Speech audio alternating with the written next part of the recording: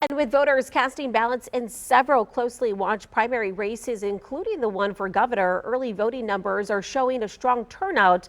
But the biggest test comes today as voters head to the polls. Chief political reporter Charles Benson is breaking down the early numbers and the key counties that could shape tonight's results.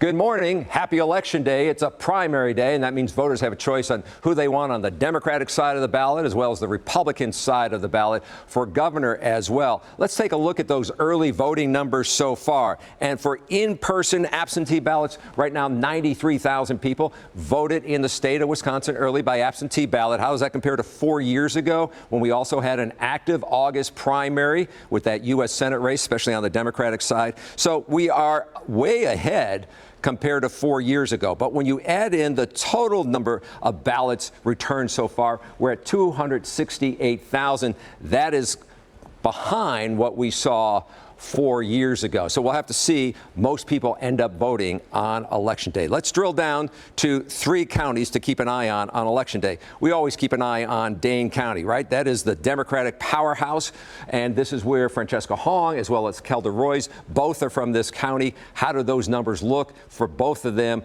come election night? Then we move over to Milwaukee County. This is 50,000 votes so far. It's the biggest producer of votes. This is where County Executive David Crowley has been elected twice as county executive. It's also where Joel Brennan has been from this area. So how will the numbers square for both of those candidates as we look at the results on election night? Always look at what's happening in Waukesha County. That tends to be a Republican district.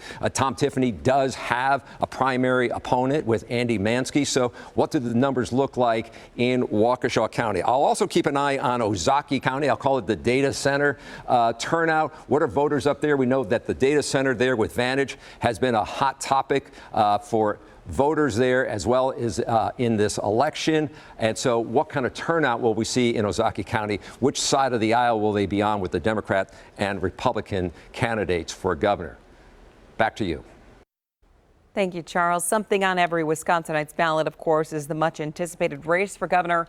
So again, the 4 candidates on the Democratic side remain David Crowley, Francesca Hong, Kelda Roys, and Joel Brennan. On the Republican ballot will be Tom Tiffany and Andy Mansky.